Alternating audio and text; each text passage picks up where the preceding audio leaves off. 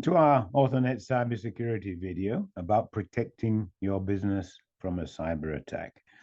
This video presentation complements other presentations that we have, and it would be very interesting if you could see some of the earlier presentations which provide information about the dangers of cybersecurity attacks.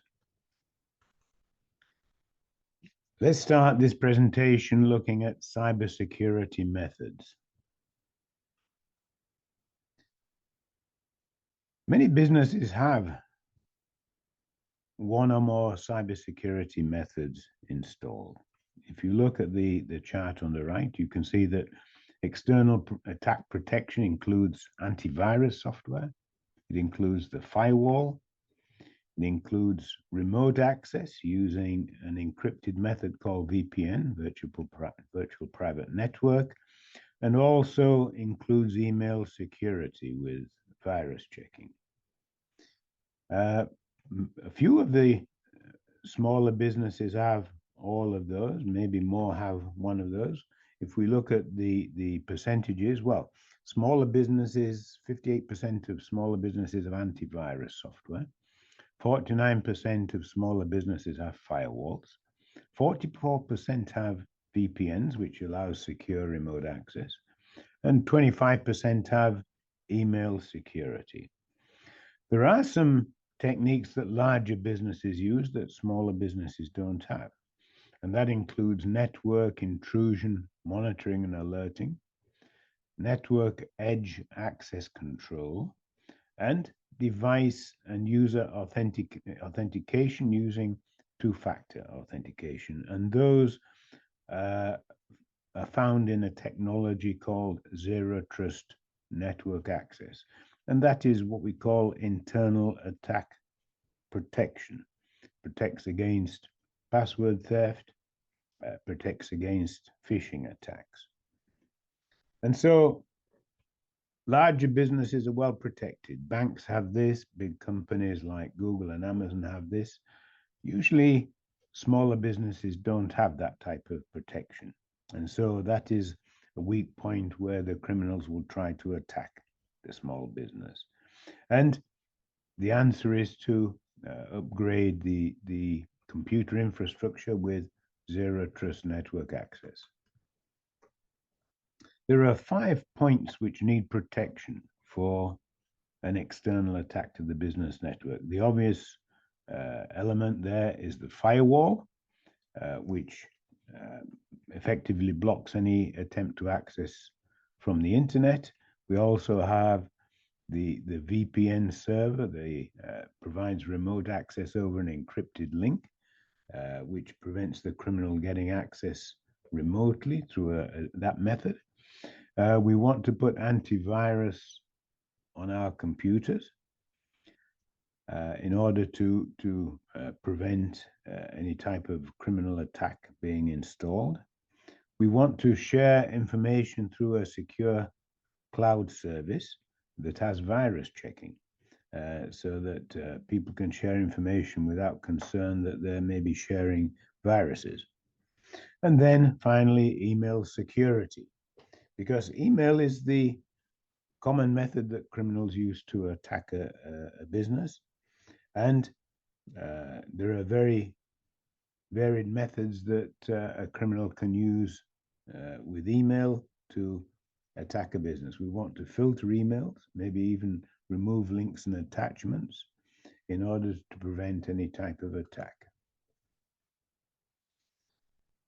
The internal attack protection uses zero trust network access, which means never trust, always verify. And so we have 4 characteristics that we want to apply to the network. The first is permit access only to authorized devices and authorized users. And we want to authenticate the identity of those users using multi-factor authentication, at least two-factor authentication, which means the user provides a password and also gets a code from a personal device. We're all familiar with this because banks require it. Banks are a big target for criminals, and so they require this type of protection. A lot of the big businesses we deal with require this type of protection as well. Businesses like Amazon and Google. We want to also ensure that users get access only to those specific areas of the business network that they need in order to do the work that they have to do. And the other areas are blocked. So that means maybe blocking access to servers that that user doesn't need. We also want to block parts of the internet because there are some possibly compromised websites, what we call potential internet attack vectors, where any attempt to access those websites might install a virus on the computer. And finally, we want to have continuous monitoring of network activity. We want to know if there's any attempt to access the network that is a potential harmful attack. And the objective is to block stolen password access, block a phishing attack access, and monitor the network for unauthorized intrusions and provide an alert. Zero Trust Network Access stops password theft with multi-factor authentication, which can be two-factor or three-factor authentication, where the user has a username and password plus a mobile device that provides a unique code. This code is called a one-time password and changes minute by minute. And so this prevents a criminal using a stolen password to access the network. The criminal does not have access to the personal device. Three-factor authentication takes this a step further because it requires the user to connect from a specific known device. Now, this might be the MAC address of a computer. It might be the cookie in a browser. And so we are able to add a number of additional protections to the access process. Now, we stop a phishing attack by limiting access to both the local network and to the internet. If the business user has a limitation when accessing the internet to those websites which are needed for work, then all of the websites are blocked. And so if the user clicks a phishing link, a link in a phishing message, then that link cannot access the criminal server, and so the Trojan virus cannot be installed. In the case where someone might bring a computer into a business that has a Trojan virus installed, then we want to lock down access to parts of the network, maybe block access to a data server, but allow access to an application server. And so through applying rules to access the network, we can prevent a phishing attack. We want to monitor the network traffic, which means all connections to the business network from users, from devices, and we want to set a number of rules about what those users and devices can access and cannot access. So any attempt to breach the rules is alerted. Any device which is connected to the network which hasn't been registered may be an attempt to attack the network, and so we want to alert that. Any repeated attempt to access the authentication process which fails is also something which we want to alert. Someone may be trying to use a stolen password. Microsoft is a source of great cybersecurity information. Microsoft also has some wonderful cybersecurity products. Microsoft published their digital defense report, and this is one of the diagrams from that report. And Microsoft believes that using 5 steps, we can actually reduce the probability of a successful cyber attack by 98%. And those steps are multi-factor authentication, or in this case, 2-factor authentication, zero trust principles, zero trust network access, antivirus installed on all computers, or anti-malware, security patches, which are kept up to date, and finally the firewall to protect the data from attack. If we add a few more steps that we can take, then that will improve our chances of survival from a cyber attack. One is staff awareness training. Another one is cybersecurity best practices, and also a ransomware recovery plan to protect ourselves in the worst case. Let's look at the cybersecurity plan for smaller businesses. First of all, we have to prepare a budget for our cybersecurity plan, and that has some initial costs and some ongoing costs. Well, the initial costs, IT infrastructure investment, which we need to do several different upgrades to the computer systems, like maybe installing a firewall if we don't have one, installing antivirus software, we don't have that, installing zero trust network access gateway, maybe replacing older computers, and IT services, maybe to migrate applications to the cloud. We also want someone in the business to take a responsibility for cybersecurity. This does not have to be someone who knows about cybersecurity. It needs to be someone who knows how to follow up with the people who are committed to delivering the cybersecurity protection to ensure that they deliver what they promise. We have ongoing expenses. We want to have staff training, staff awareness training.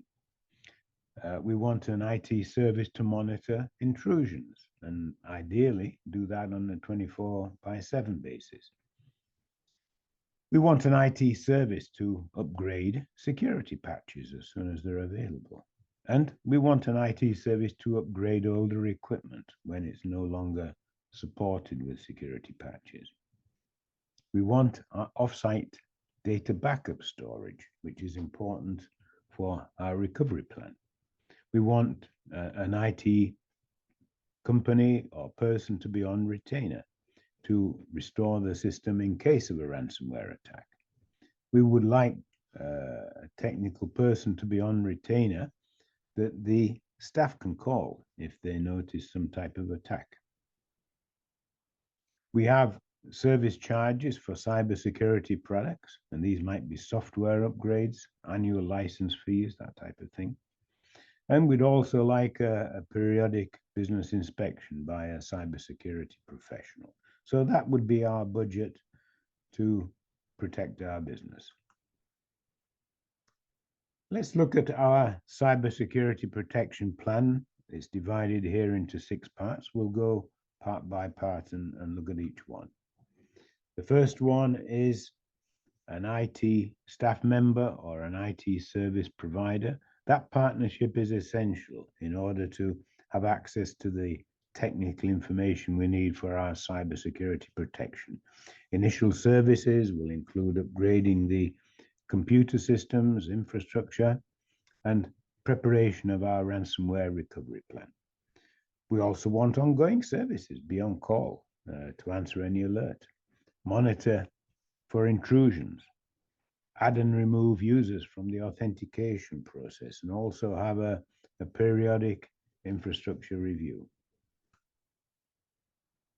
We'd like to implement security best practices in our business. We have operational best practices and technical best practices. Operational best practices include: do not allow any personal computer or mobile device to connect to the business network. That device may be compromised. Do not allow any business computer to be removed from the network and used elsewhere, because using it elsewhere may compromise the device. We want employees that have to work in the office and outside the office to have two computers and transfer files via a cloud service that checks for viruses. We would like staff training for cybersecurity awareness and ensure that password theft is monitored and phishing attacks are monitored. We want staff to have a cybersecurity hotline so that if they notice anything suspicious, they have someone to call. And then we want regular meetings between business management and IT staff. This might be the person responsible in the business and the external IT service provider to ensure that what has been promised is delivered. We have technical best practices that include antivirus software on all computers, firmware and software updates. We want to check the firewall log for attempted access. We want to ensure that Zero Trust Network Access is authenticating all access to the network and that we're blocking those parts of the network which we want to protect. We want to monitor network access and alert any unauthorized attempt. We want to ensure that users are accessing only with two-factor authentication. We want our ransomware plan in place to ensure that staff are familiar with the plan.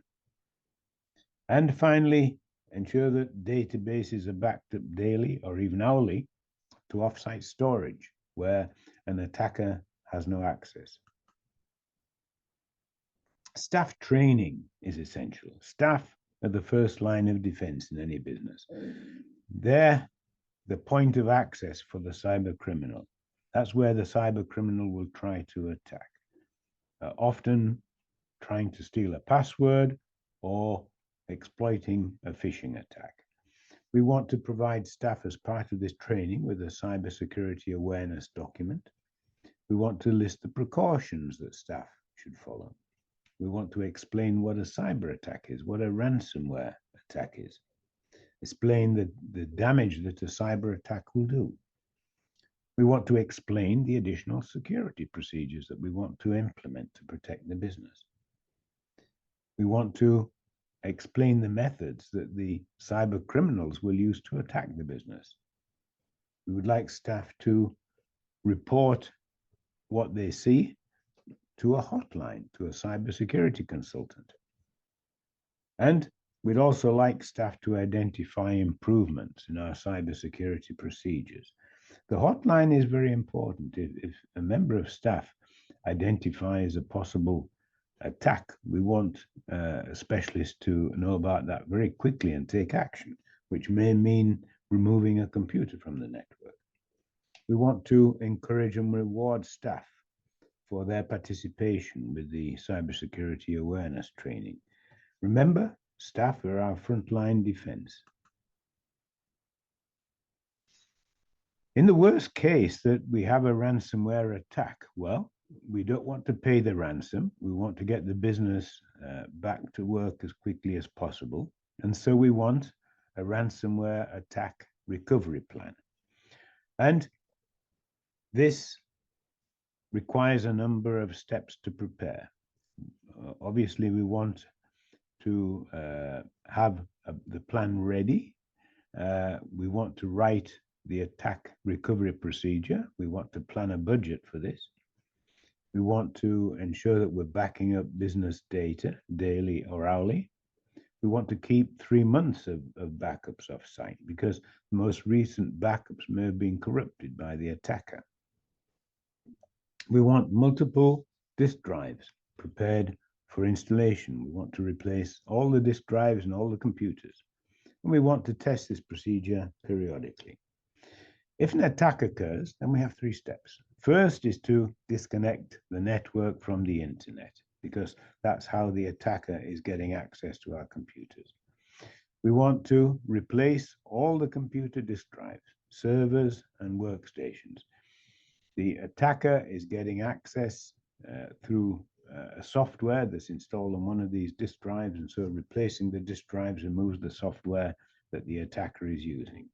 And then we want to restore the data from the offsite backup onto our servers.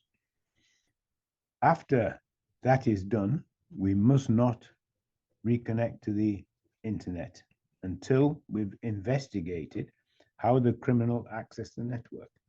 If it was a Trojan virus, then we've already swapped out the hard drives, and so we've removed the point of attack. If the attack was due to a password theft, then we have to change all the passwords. It's probably a good idea to change all the passwords anyway, in case the criminal has stolen those. And only after we've done those repairs can we reconnect the network to the internet. But do beware, because the attacker will try again to attack. So we've avoided paying the ransom. We've got the business back in operation very quickly. And we're going to review and see exactly where our weak points are and what we need to reinforce in our cyber protection methods. Cybersecurity insurance has been mentioned in other presentations. It's an excellent way that a company can mitigate the cyber attack risk. The cybersecurity insurers will want a series of steps to be taken to protect the business, and that includes the firewall, it includes two-factor authentication, it includes the staff cybersecurity awareness training, it includes a plan to update software security patches. It requires all computers to have antivirus, and finally, a tested recovery plan. If a claim is made, the insurers will check if the security measures have been maintained.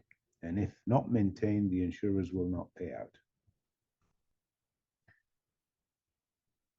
The computer infrastructure is the point of attack, and that is where it's necessary to make a series of changes to prevent access. The computer infrastructure has a number of weak points. And so we want to ensure that all computers have antivirus software, frequently update security patches, ensure that we have a firewall, install zero trust network access to stop password theft, stop phishing attacks, to detect and alert intrusions. And it's worthwhile noting that two-factor authentication is probably the most important security measure that a business can install. Then we have data backup off-site so that the criminal has no access, and where possible, move applications to the cloud. Well, thank you for watching. We appreciate your time in watching our videos. We have other videos which may be helpful for you. So please join us in future videos. If you have any questions or comments, send an email to the email address there. Thank you for watching.